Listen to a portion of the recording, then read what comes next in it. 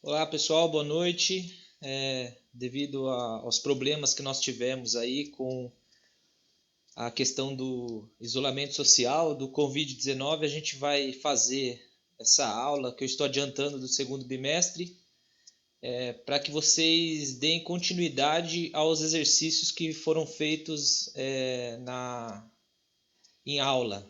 Então, durante a aula nós começamos a fazer o exercício de paisagem e de natureza morta, e agora eu estou disponibilizando essa aula online aqui para que vocês consigam, de alguma forma, minimizar aí os problemas que nós teremos com a falta da aula presencial. Então, adiantando o assunto do segundo bimestre, hoje a gente vai falar um pouco sobre pintura de retrato e autorretrato. Então, esse gênero que a gente iria discutir posteriormente, eu vou deixar disponível para que vocês consigam, a partir daí, fazerem os exercícios em casa, tá bom?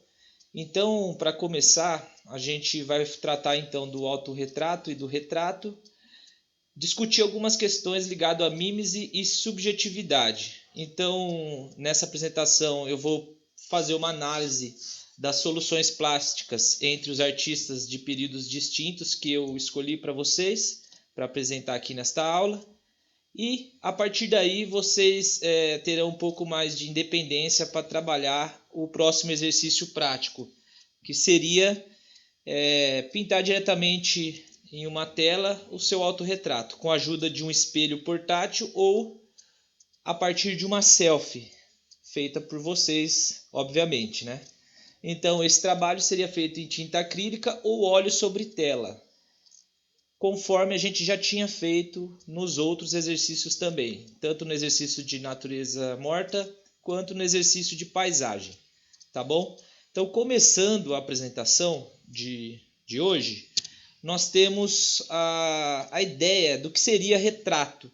Bom, essa imagem que vocês estão vendo aí é um retrato feito de um menino na cidade de Fayum, que era uma antiga colônia greco-romana do Egito, no país do Egito, tá?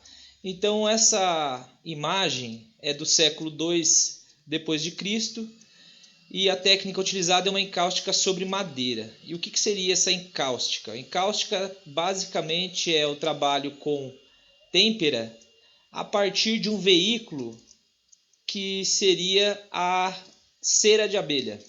Então, a partir da cera com o pigmento, que seria a têmpera, né? Eles faziam essas pinturas como espécie de máscaras mortuárias. Então, neste momento, portanto, na antiguidade, século II depois de Cristo, nós já temos acesso a retratos de pessoas, mas com propósitos muito distintos do que nós fazemos hoje.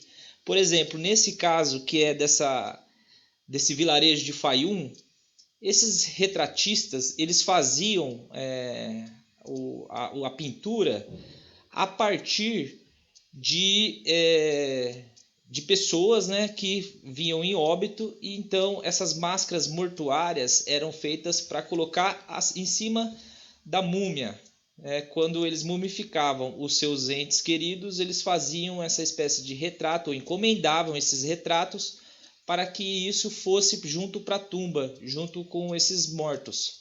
Então, o retrato na antiguidade ele está muito mais ligado a questões simbólicas e de cunho religioso do que é hoje. Na modernidade, conforme eu for passando os slides para vocês, vocês vão perceber assim que esse gênero ele começa a ganhar autonomia de fato no século XIV. Então, século XIV nós estamos falando de um período de transição onde que nós começamos a entender aquele período como renascimento, tá bom? Então, basicamente, na antiguidade, esses retratos eram feitos em ocasiões muito específicas. Bom, já por volta do século XIV, né, 1360, nós temos uma pintura de autor desconhecido de um rei da França, que é Jean ou João II o Bom. Esse trabalho também é em têmpera. Vocês têm que lembrar que nessa época não existia a formulação da tinta a óleo. Então, geralmente os trabalhos eram feitos em têmpera, que é uma mistura de pigmento e aglutinante. Neste caso, a clara de ovo ou a gema de ovo. Geralmente era feito assim, como a gente já tinha discutido em aula, tá bom? Então, nesse retrato, assim, que a gente pode chamar de primeiro retrato feito da Idade Moderna, né? Que é depois da Idade Média, né? A gente encontra assim, algumas soluções plásticas no trabalho, muito parecido com o que era feito na Idade Média. Ou seja, a pintura aqui desse retrato não tem muita profundidade e, devido à sua técnica, também é usado alguns artifícios, como a folha de ouro, né, sobre essa madeira, para conseguir fazer esses retratos. Então, é lógico que já havia alguns registros e algumas interpretações do que poderia ser chamado de retrato antigamente, com as imagens religiosas da Idade Média. Mas um retrato individual de uma pessoa que não seja essa pessoa alguma divindade, talvez essa imagem seria a primeira que nós conhecemos ou que nós temos contato. Esse trabalho está no Louvre. Bom, partindo dessa informação que os retratos eles começam a surgir no Renascimento, é natural que o Jan van Eyck ou os irmãos Van Eyck também iriam trabalhar com essa questão da retratística. Então, esse trabalho que nós estamos vendo, que é o Casal Arnolfini, de 1434, é um caso basilar assim, da história da arte. E por quê? O Jan van Eyck era um artista que começou, ou de alguma forma formulou melhor a técnica da tinta a óleo, e nesse caso a gente está vendo um trabalho em tinta a óleo com têmpera, então, portanto é uma técnica mista sobre madeira. Então, em 1434, Jan van Eyck ainda trabalhava com outras técnicas anteriores à tinta a óleo, e como vocês estão vendo, a gente pode também chegar mais próximo assim da imagem e tentar entender assim como que funciona esse período e como estão sendo feitos os retratos. Quem estava encomendando esses retratos? Bom, esse casal Arnolfini é sabido que nos Países Baixos eles eram comerciantes muito conhecidos, e esses comerciantes começavam a também pedir para os artistas encomendas de retrato tanto da família quanto de alguma cena muito específica, e no caso aqui há alguns vetores que nós podemos entender que é uma espécie de núpcias, né? Alguma atividade após o casamento, e isso nós chegamos a isso por uma questão assim simbólica, né, de como a pessoa do lado esquerdo levanta a mão, como a mulher está olhando, como que é o quarto, até o próprio sapatos aqui do lado, as laranjas, que é um sinal de uma espécie de riqueza assim dessas pessoas, como a gente já tinha discutido em aula também. Tudo isso nos leva a crer que é um ambiente íntimo. O próprio Jan van Eyck faz uma inscrição aqui na parede dizendo Jan van Eyck esteve aqui. Então, portanto, é uma espécie de testemunha deste possível casamento. Então, isso nos leva a crer que os registros de pessoas daquela época, que é início do Renascimento, a gente entende que já era feito como modo de trabalhar questões relacionadas ao retrato, tá bom? Um outro artista que é muito importante para a gente entender o que seria o retrato na história da arte é o Leonardo da Vinci. Bom, essa imagem é conhecida de todos já ouviram falar muito dela, né? Que é a Mona Lisa, de 1503. Foi iniciado em 1503, ele deu uma pausa, até 1506 ele terminou esse trabalho. E aí tem uma série de histórias por trás desse trabalho, mas o que vem ao caso aqui hoje, assim, para a gente discutir um pouco o retrato e o que o Da Vinci fez para que ele fosse importante para a história do retrato, para esse gênero na pintura, é a ideia de o esfumato, que é uma técnica de pintura que surgiu a partir do próprio artista, o Da Vinci, ser incluída nessa retratística. Então a gente consegue ver algumas nuances assim na pintura que não existia até então. Mesmo com o exemplo anterior, que seria o Jan van Eyck, que é muito importante para a gente falar de textura, fatura na pintura, o Da Vinci ele consegue incluir alguns tons castanhos e a forma de trabalhar com o pincel, de alguma maneira, é um elemento inovador na pintura e também, por consequência, no retrato. Bom, o Da Vinci, em diversas fases assim da sua vida, ele foi trabalhando o retrato, porque no Renascimento, aqui a gente está no Alto Renascimento, o Renascimento, além dessas imagens religiosas, também existia encomendas de retrato de famílias que eram os seus mecenas. Até existe uma história assim da Mona Lisa que ela foi dada depois, posteriormente, para o rei da França, e aí o povo italiano reclamou essa pintura. Essa pintura também teve até um problema de roubo no próprio Museu do Louvre, porque um dos vigias, que era italiano, achou que a Mona Lisa tinha sido furtada durante a guerra, e isso incluiu uma série de outros problemas, como o próprio Picasso sendo investigado de ser o mandante desse roubo, no século XIX, século XX. Então, isso tudo também, essas histórias paralelas à Mona Lisa, ajudou a construir toda essa aura que existe em torno do Da Vinci e da própria Mona Lisa, né? Que talvez seja uma das pinturas mais conhecidas do mundo. Além dessa questão de possível furto da França, mas que não foi, né? Depois os historiadores confirmam que isso não passa de uma confusão. Ela também foi alvo de alguns problemas assim na própria instituição do Louvre, que foi um apedrejamento, já tentaram jogar ácido nela.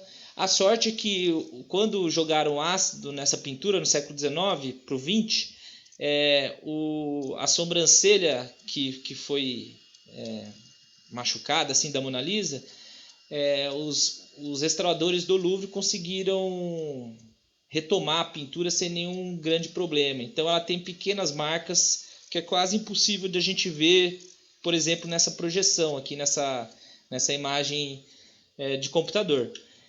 E aí também teve uma outra questão, que tentaram jogar uma pedra nessa pintura, e aí a sorte também que já tinha um vidro blindado devido a essa ação com ácido, então isso não houve muito problema. Mas todos esses casos de tentativa de destruir um símbolo assim muito peculiar assim do Louvre, isso só levou esse trabalho a ser mais visto e mais conhecido pela população a partir de 1900. Então a Mona Lisa, a partir de 1900, ela começa a crescer em importância, tanto nos escritos acadêmicos quanto também nas discussões desse acervo do Louvre.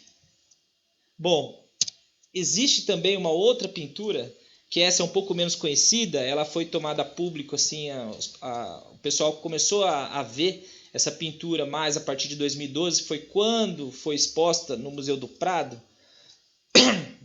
Essa pintura, que é uma espécie de cópia, né? Uma irmã gêmea da Mona Lisa, isso é um dado para a gente conseguir entender como que funciona a pintura e como poderia ser a Mona Lisa quando ela foi feita em 1503. Porque essa que vocês estão vendo agora, que está no Prado, é uma espécie de réplica, né, que foi feita ou atribuída para dois de seus discípulos, né, do Da Vinci, que é o Andrea Salai ou o Francesco Melzi, que são dois artistas que acompanhavam Da Vinci, eram seus discípulos e trabalhavam juntos no mesmo ateliê, que no caso era o ateliê do Da Vinci. Essa pintura ela foi restaurada, né, em 2011 e foi apresentada para o público em 2012. Bom, o que a gente pode ver é que se ela foi feita, se foi como foi comprovado, né, como ela foi feita na mesma madeira que é o álamo, na mesma época e possivelmente com as mesmas tintas da Mona Lisa, digamos, original do Da Vinci, então a gente consegue perceber também que aquela Mona Lisa do Da Vinci, ela pode ser um pouco diferente do que a gente tem contato hoje. Porque como ela não pode ser restaurada, então as camadas de vernizes, elas amarelam e aí a gente tem talvez uma aparência falseada do que ela seria quando ela foi feita, quando ela foi pintada. Então essa daqui, como ela foi restaurada, a gente consegue chegar, talvez, isso é uma hipótese, talvez a gente consegue chegar a cores específicas daquela época, como era desenvolvido o retrato daquele momento, ou seja, no Alto Renascimento. Bom, outro artista que é importante para a gente entender assim o retrato seria o Johannes Vermeer, que é um artista holandês do período barroco. O Vermeer, com esse trabalho Moça com Brinco de Pérola, ele inaugura também uma outra maneira de pintura em retrato. E aí a gente está falando da Idade de Ouro da Holanda, como eu já disse para vocês em outras aulas, né? Então aqui também com o retrato há uma mudança na forma que eles trabalhavam. E qual é essa mudança? Bom, a Moça com Brinco de Pérola, como vocês podem imaginar, ela era uma espécie de funcionária do ateliê do Vermeer. Ela trabalhava naquele local, cuidando da casa e de outros afazeres. Então o Vermeer, ele geralmente fazia retratos com base em pessoas mais comuns da época. E aí, no caso, pessoas comuns que faziam parte da rotina da casa dele.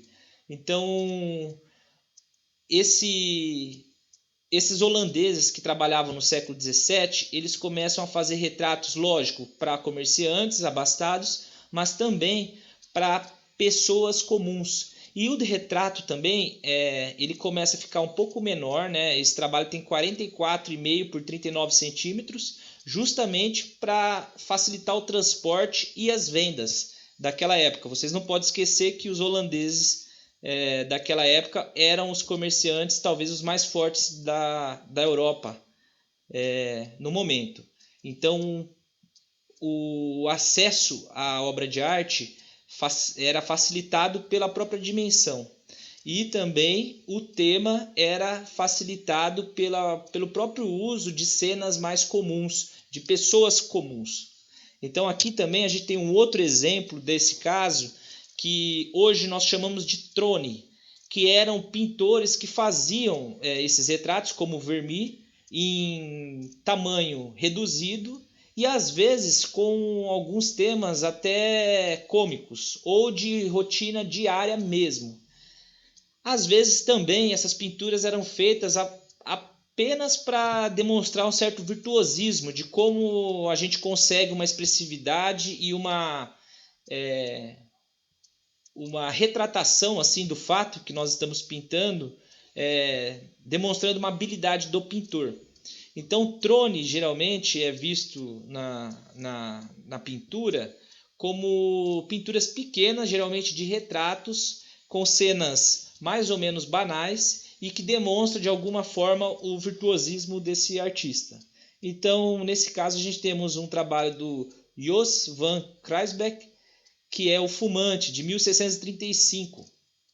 Então, geralmente nessa época rodava muito esses tipos de retratos, tá bom? Então não tinha mais, a partir do século XVII, não tinha toda aquela pompa os retratos que eram feitos. Vocês devem lembrar que tanto na Idade Média com os pintores que faziam cenas religiosas, como no período greco-romano, lá no Egito, com as máscaras mortuárias, com a pintura também do gótico tardio, que é o João ou Jean Aubon, que eu acabei de apresentar, ou Jan van Eyck no Renascimento, com o casal Anorfini, e Leonardo da Vinci com a Mona Lisa, todos esses trabalhos eles tinham uma similaridade, que era uma certa importância de temática, como pintar uma cena e qual a melhor cena para ser pintada, tudo levando em conta alguns critérios de importância.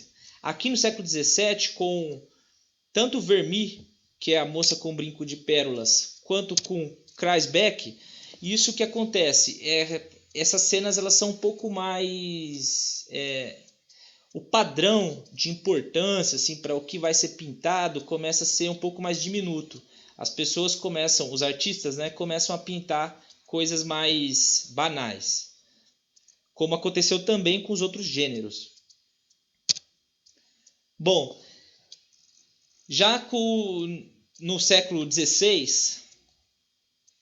a gente 16, 17, a gente já começa a ver também que a pintura de retrato, ela também se mantém, né, com a representação de papas e de clérigos e de outras figuras assim da igreja. Então, os mecenas continuam trabalhando ou encomendando cenas assim que a gente já está mais acostumado.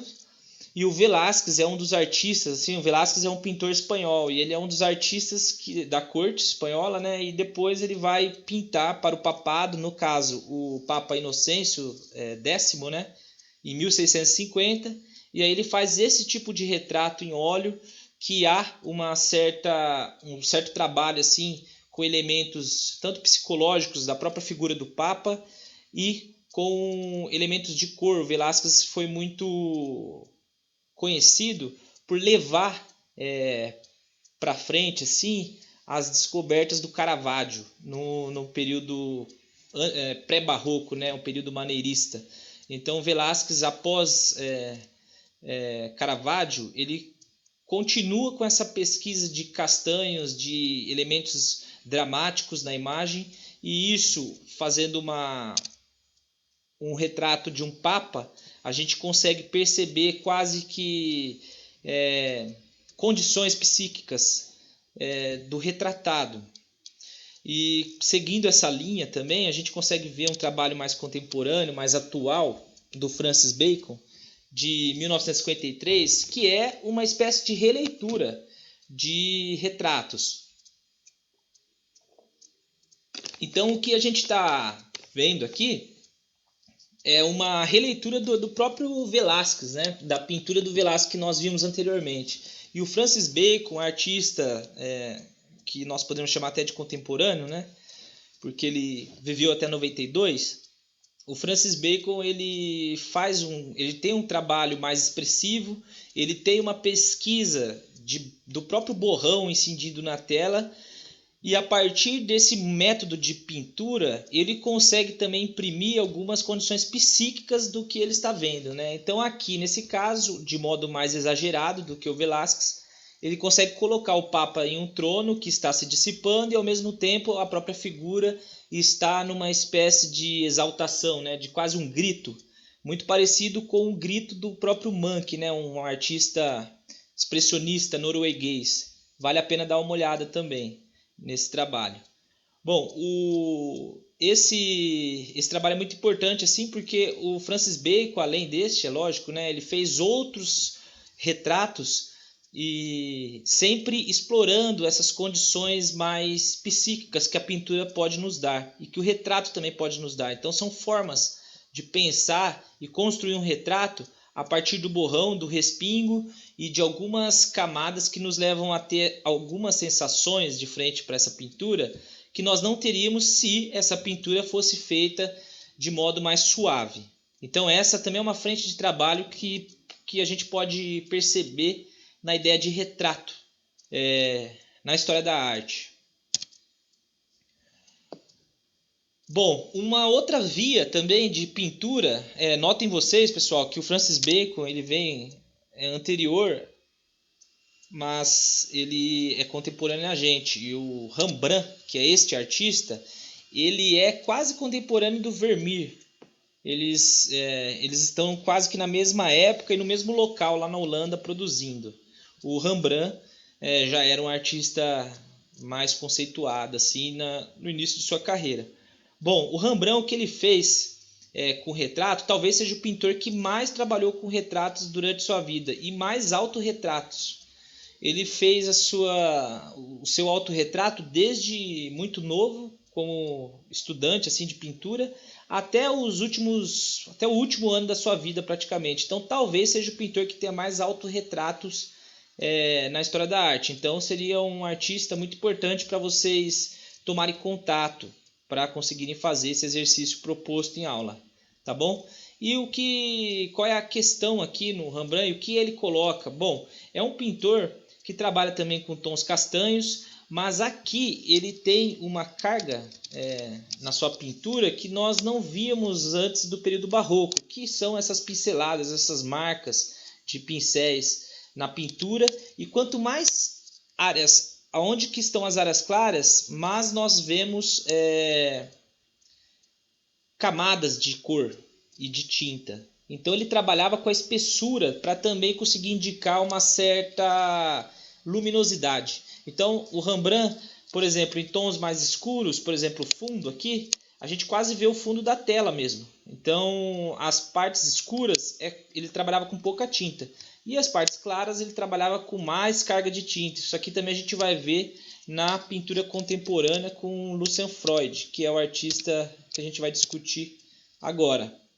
Bom, essa pesquisa que o Rembrandt fez lá no período barroco, a gente consegue perceber também no Lucian Freud, de maneira um pouco também mais exaltada, como o Bacon, Francis Bacon fez com Velázquez. Aqui a gente vê o Lucian Freud também trabalhando o retrato muito com uma conexão assim muito próxima do Rembrandt, que era um pintor barroco. Ou seja, eles estão em períodos totalmente distintos, mas a forma de trabalhar o retrato, nós conseguimos entender algumas soluções plásticas muito próximas assim, na constituição, na formação, como construir esse retrato. E aqui com Lucian Freud, essas questões de espessura e camadas, ou seja, a fatura da pintura, ela está colocada de modo muito objetivo.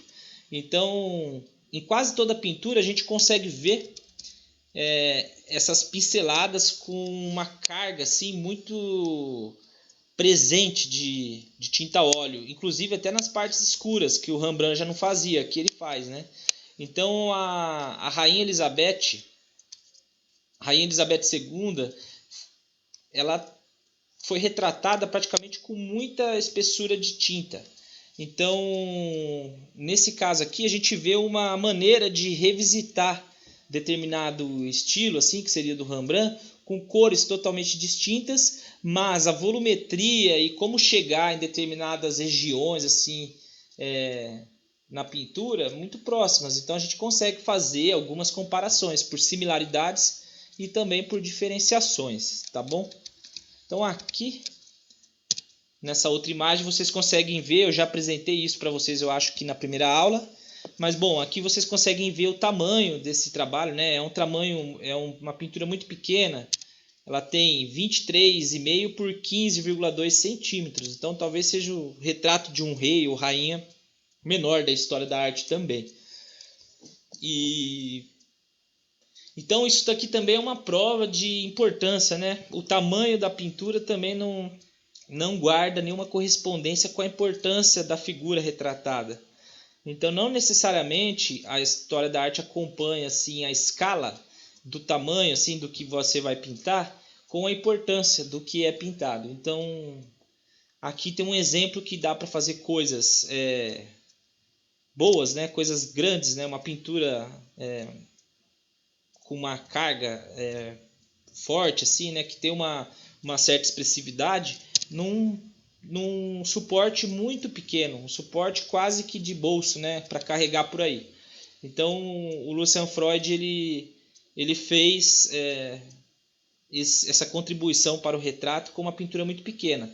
E nós temos também exemplos com o próprio artista, o Lucian Freud, de pinturas muito grandes também. Então isso leva a crer que ele não trabalha por nível de importância, sim pelo que ele quer comunicar, como ele quer atingir seus objetivos com a pintura e com a escala dela.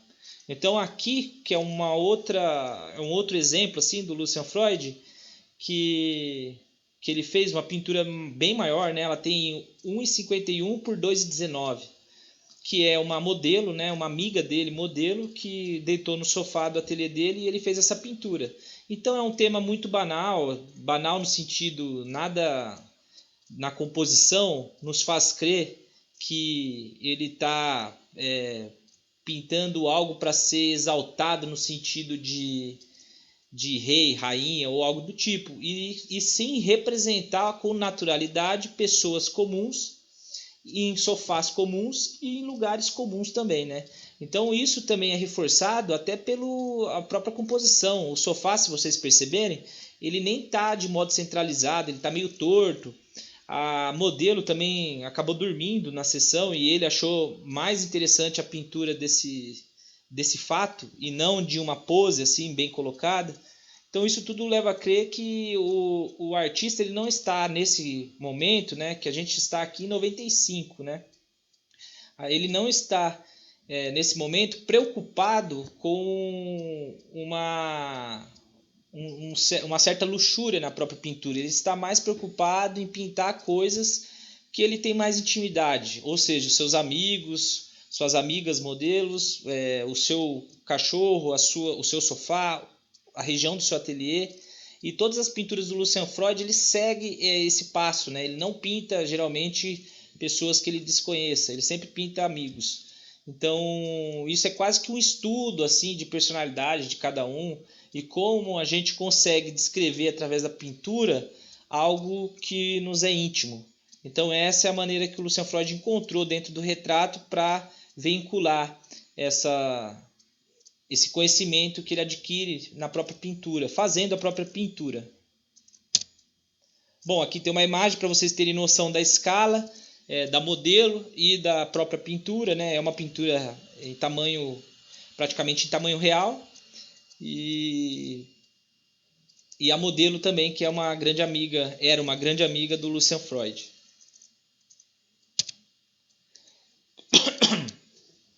Bom, outra ideia assim de retrato que a gente percebe assim na história da arte, que foi bem utilizado pelo Van Gogh, que é uma maneira de pensar assim em classe social, representação de costumes dentro de um país, dentro de uma região, dentro de uma classe de trabalhadores. Então, algumas questões sociais, ou seja, a história social, ela pode ser contada também através da arte ou através dos retratos. E não foi o Van Gogh que inaugurou isso, mas o que é interessante com essa pintura é a gente perceber que o Van Gogh, com algumas pinceladas mais brutas e uma paleta bem escolhida para esse local, que no caso é uma casa de carvoeiros, né, de pessoas que trabalham em minas de carvão na Holanda, em 1885, que era, bom, não é uma casa abastada. Então na Holanda também, na modernidade, construído também uma escola de pintura que lida com os seus próprios problemas também. Então, uma das questões assim, que o Van Gogh tinha muita preocupação no início de sua carreira, essa pintura é uma das primeiras pinturas que ele vai fazer em seu início de carreira, que é uma carreira também diminuta, né? Ela durou 10 anos, porém ele fez muita coisa em 10 anos. A gente consegue perceber essa preocupação social que o Van Gogh tinha nos seus temas. Nesse período ele também estava estudando para ser pastor. Na verdade ele queria ser pastor e depois que ele se tornou pintor. Então aqui a gente consegue perceber com a própria pintura como foi feita, a técnica que ele utilizou. A gente consegue também nos colar também com o seu tema, que é uma humildade nessas casas, nessas regiões da Holanda, né? E o título do trabalho também nos leva a crer isso, né? Chama Comedores de Batatas. Então, era uma população, né? Esses carvoeiros eram uma população muito pobre e que geralmente as suas refeições noturnas eram feitas a partir só de um elemento base da comida holandesa, que é a batata. Então, a partir de um retrato em grupo, a gente também consegue perceber assim que o artista consegue incluir outras questões de cunho social e conceitual também. Bom, então, pensando nisso, a gente vai agora. Nós vamos agora para um artista brasileiro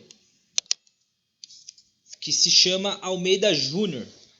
Bom, Almeida Júnior, assim como Van Gogh, ele também era um artista que tinha algumas preocupações para com seu povo. Só que aqui tem uma questão muito diferente. O Almeida Júnior, pessoal, para quem não sabe, era um artista que foi formado na Academia Imperial de Belas Artes do Rio de Janeiro.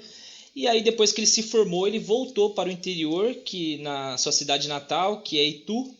E aí, a partir de uma comitiva do imperador Dom Pedro, ele convidou Almeida Júnior a participar de uma bolsa de estudos na Europa. Então, Almeida Júnior, a partir desse prêmio, né, ele vai para a Europa, estuda, termina seus estudos, né, se melhora algumas questões que ele tinha e volta para o Brasil. Quando ele volta para o Brasil, ele deixa de pintar cenas mais clássicas, né, da pintura do século XIX, que são cenas mitológicas, que tem uma ligação com uma arte internacional e tudo mais.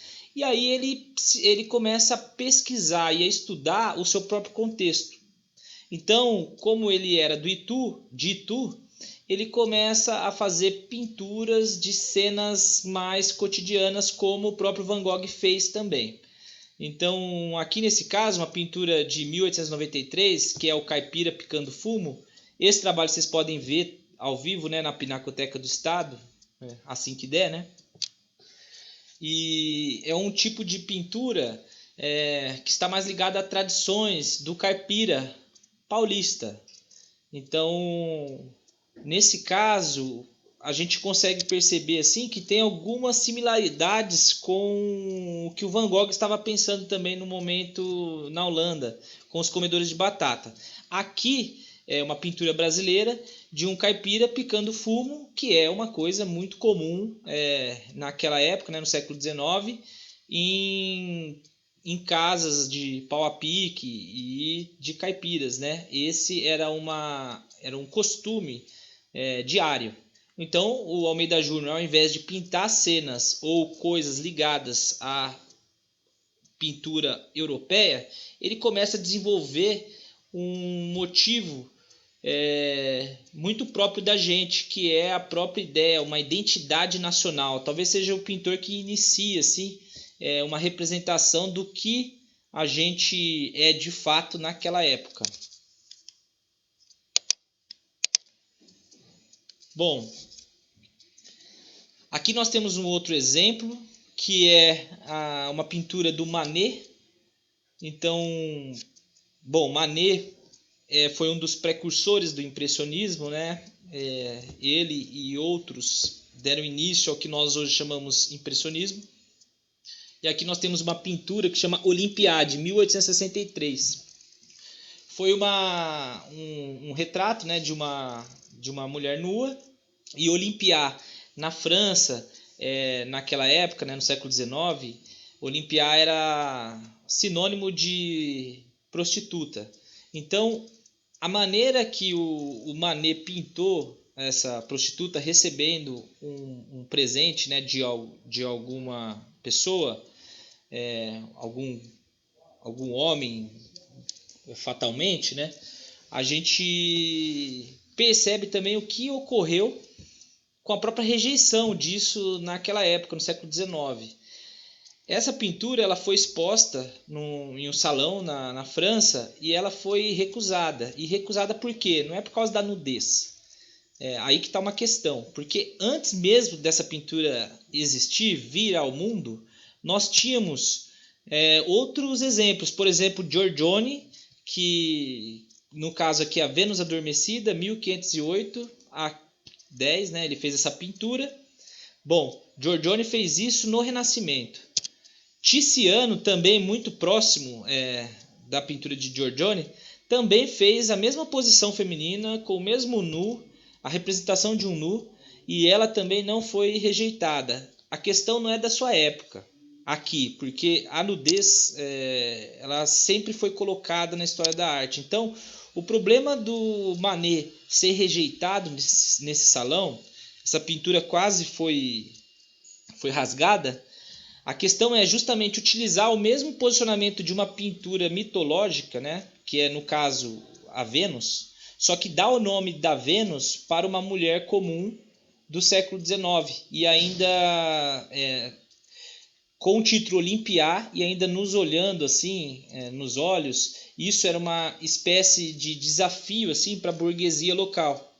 Então aqui com esse retrato de Manet, mais do que a proposta de colocar uma pintura muito próximo de outras da história da arte, é também uma maneira de conseguir contemporaneizar um tema, que no caso é a Vênus.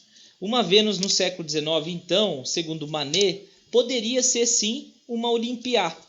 Então, nesse caso, as discussões que estavam colocadas do trabalho, muito além da sua técnica, né, porque a técnica nunca foi questionada pelos críticos, né, com esse artista. Então, muito além disso, a questão aqui que está sendo colocada é justamente trabalhar o próprio título desse retrato e quem você vai retratar de acordo com uma posição que já está estabelecida na história da arte como uma ideia de Vênus. Então aqui talvez um elemento inovador na pintura do Manet, além da sua própria técnica, é lógico, a gente consegue também ver que algo inovador acontece quando a gente utiliza da própria maneira de composição e a gente coloca dentro de um outro contexto aquela pessoa e a sua criada e o próprio buquê, o próprio gato. Então tudo indica essa situação, e no século XIX isso era mais claro ainda. E além disso, para fortalecer esse discurso do próprio artista, ele nos coloca o nome de Olimpiar. Então, para não ficar dúbio, ele decide deixar mais direto o seu discurso. E com isso também, é lógico, ele consegue expor de alguma forma uma camada social privilegiada da França daquele momento, que frequentava esses lugares, mas não queria que esses lugares estivessem retratados em algum museu da França. Então, nos círculos sociais isso era omitido, coisa que o Manet tratou de expor.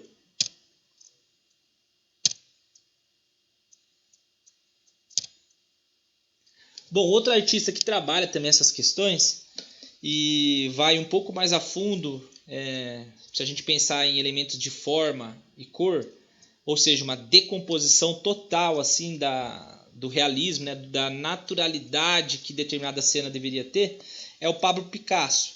Bom, nesse trabalho que é As Madames de Avion, foi feito a partir de modelos também que trabalhavam nesses bordéis, e que também o artista tratou de modificar essas faces com máscaras da arte africana. Então, esse trabalho aqui, além de ser um trabalho que lida com a ideia de retrato em grupo, ele também é um trabalho inaugural do que nós vamos chamar de cubismo. Então, As Madames de Avion, em 1907, é o trabalho que inaugura também o cubismo, com essas formas mais fragmentadas, os rostos colocados de uma forma que beiram quase que um certo morfismo, né? uma mistura entre máscaras da arte africana com pessoas de fato, com modelos. Então aqui a ideia de representação fidedigna com a pessoa já não está mais em jogo. O que interessa no momento para esses artistas, e no caso Picasso, era justamente trabalhar o retrato de modo fragmentado. Então construir a partir da cor e da forma outros elementos que ainda assim possam ser chamados de pessoas, retratos e etc.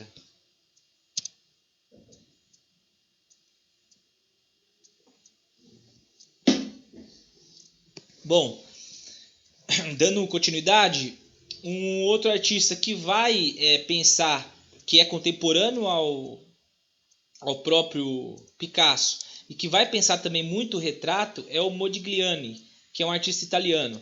Esse artista ele tinha uma maneira muito peculiar assim, de fazer retratos. Isso daqui que vocês estão vendo é um autorretrato dele que está no MAC USP. Então esse trabalho a gente consegue ver também ao vivo com mais facilidade. Vale a pena ir lá dar uma olhada também, quando der. Agora, a questão do Modigliani, diferente do Picasso, não era trabalhar uma fragmentação da forma. A ideia dele era trabalhar a partir de uma... Sim, tem uma fragmentação de pinceladas e tudo, mas os elementos estão mais ou menos no seu lugar e a pessoa, que no caso é o próprio Modigliani, está mais ou menos retratado realisticamente. Só que ele sempre fazia as suas imagens, as suas formas, né, os seus retratos eram sempre mais alongados do que o comum. Ele tinha uma afinidade assim com uma tradição egípcia de escultura também, né? Ele era um artista que frequentava muito as esculturas, ele estudava muito como essas esculturas mais antigas, e na sua pintura isso também é um pouco flagrante. E geralmente, talvez até por causa da escultura, né, que os olhos eles são mais rasos, no sentido do entalhe, né, para você fazer olhos na escultura, o entalhe ele é um pouco mais simplificado. Os próprios olhos pintados assim que o Modigliani fazia geralmente eram mais simplificados. Às vezes nem a pupila, como vocês estão vendo aqui, era apresentada. Há várias histórias também paralelas quanto a isso. Mas o que há de fato assim, na maioria dos retratos do Modigliani é uma simplificação da forma. E isso também a gente consegue perceber nas próprias esculturas do Brancusi, que era um artista daquela época, que eram as suas esculturas elas tendiam para a simplificação total, ou seja, quase o mínimo da forma.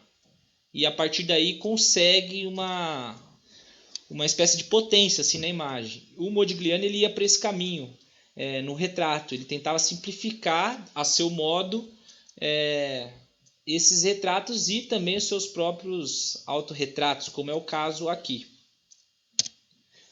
Agora, um artista que vai de contrapé ao Modigliani e que também faz parte de um movimento muito ligado ao retrato, que é o hiperrealismo ou fotorrealismo, é o Chuck Close, que eu já falei também em aula para vocês e já mostrei alguns outros trabalhos dele.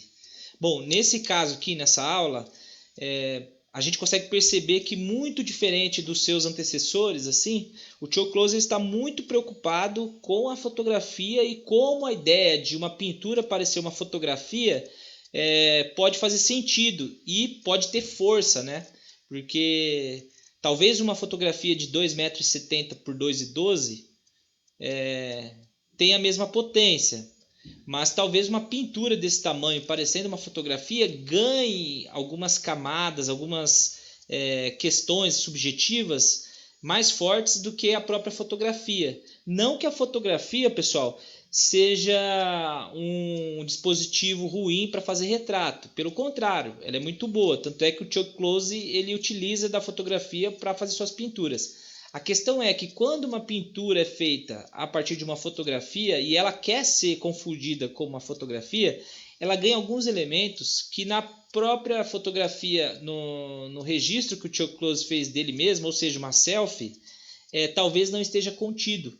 Só por você fazer uma pintura em tinta acrílica sobre tela e não apresentar essa fotografia, talvez só nesse caso de trocar a mídia, ou seja, trocar a técnica, você ganha outras camadas de significados para o que vem sendo trabalhado. Por exemplo, o virtuosismo, né?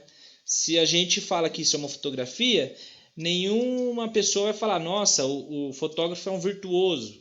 Talvez o fotógrafo seja um bom fotógrafo, e apenas.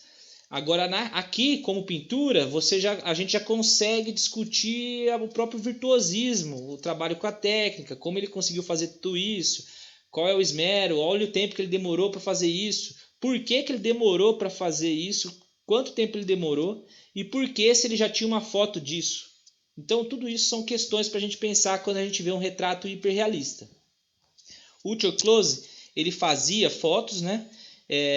Selecionava a foto, ó, por exemplo, nesse frame, né? Nesse fotolito, ele selecionava o que ele achava que era melhor, assim, das poses que ele tinha tirado. Fazia uma quadrícula, que é um elemento muito simples de ampliação de imagem, né, que até hoje é utilizado por grafiteiros, por exemplo, né, muralistas que trabalham com imagens grandes de forma manual. Então ele mapeava essas informações, né, esses quadrados, e conseguia a partir daí reproduzir em tela tudo que ele queria dentro do seu próprio limite. Então, por exemplo, o quadrado D4 é um fio de cabelo, então ele ia lá e pintava esse fio de cabelo porque essa quadrícula também estava ampliada na tela. Então isso é uma técnica de ampliação dos hiperrealistas que até hoje perdura e que muitos fazem. E aí aqui tem a escala em tamanho real, né? O artista e o próprio trabalho pintado exposto.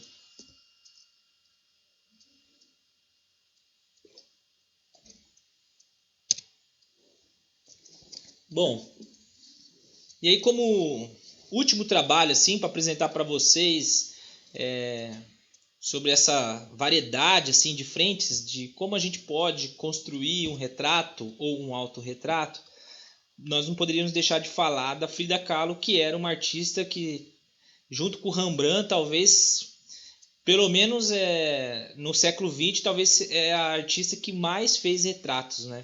Ou autorretratos. Então aqui, esse é um trabalho que veio para São Paulo, foi exposto no Tomiotaki em 2010, se eu não me engano, ou 2014, a gente tem que ver, tem que tirar essa informação.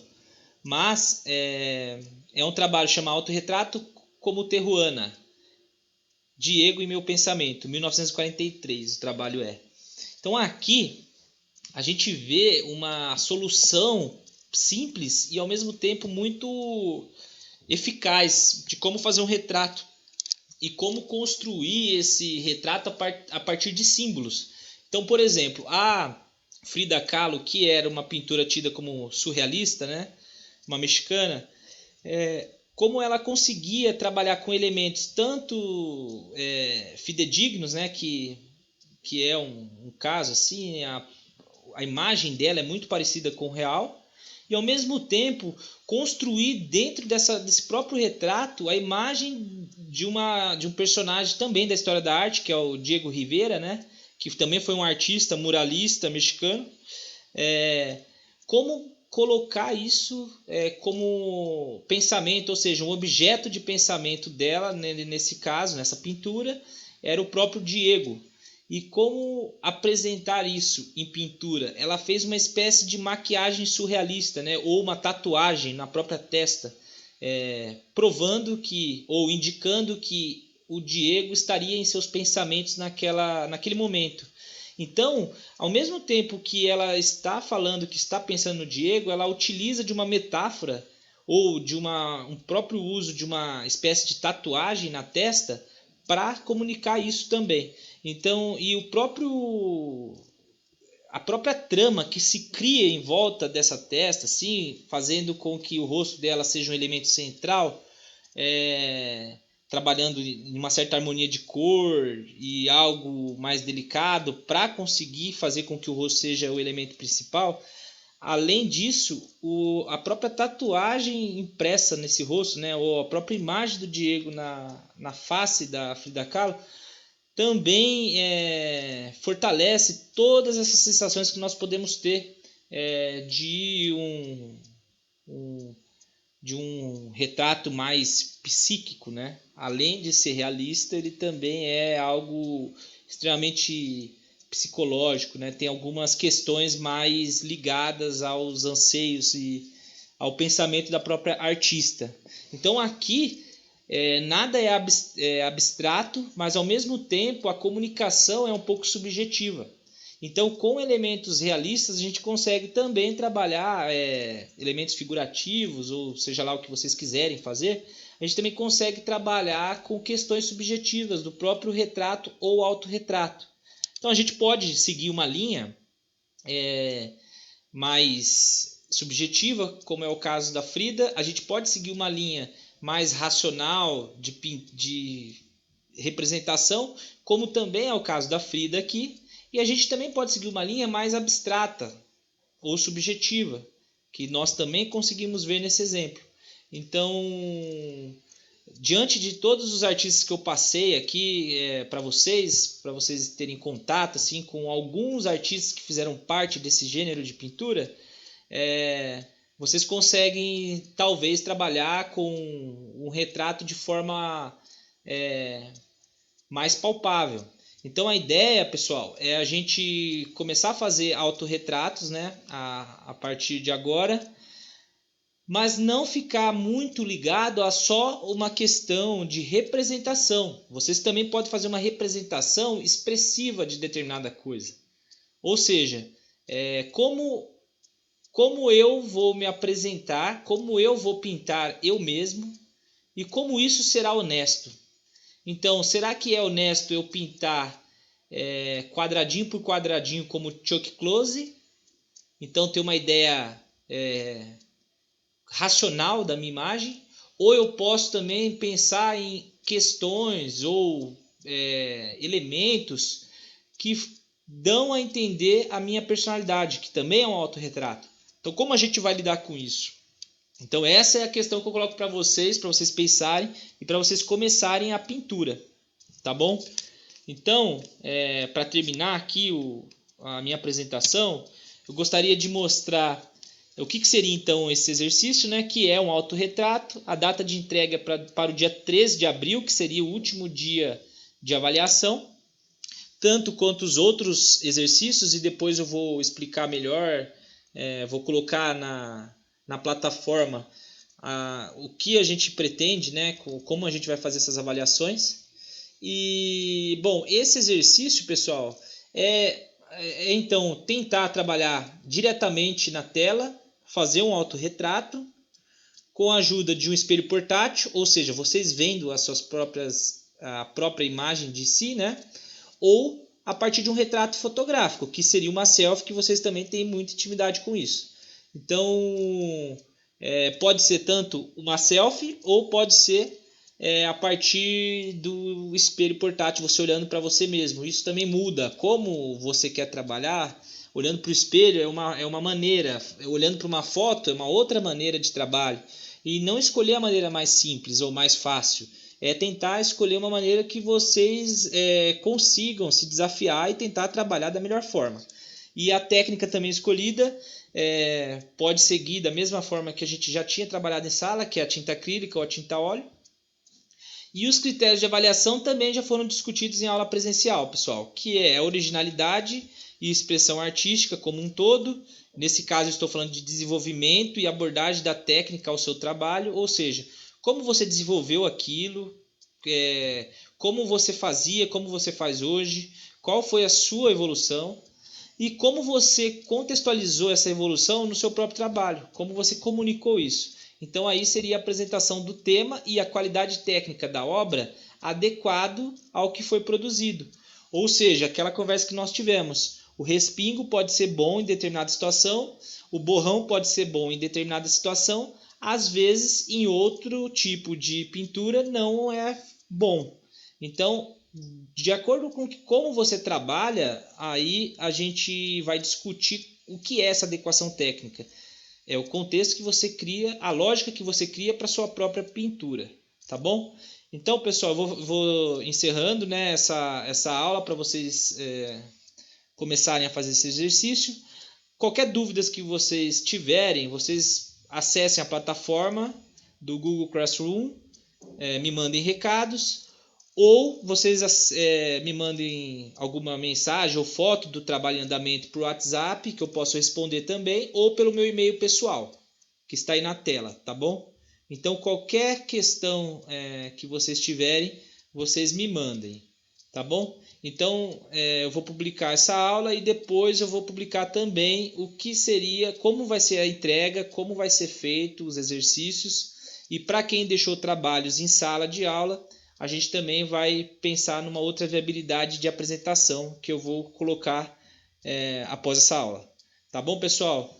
Se cuidem, tudo de bom para vocês. Espero que a gente nos vejam assim em breve, né? Espero que tudo isso passe com maior brevidade e com o máximo de saúde possível. Tá bom? Abraço, pessoal.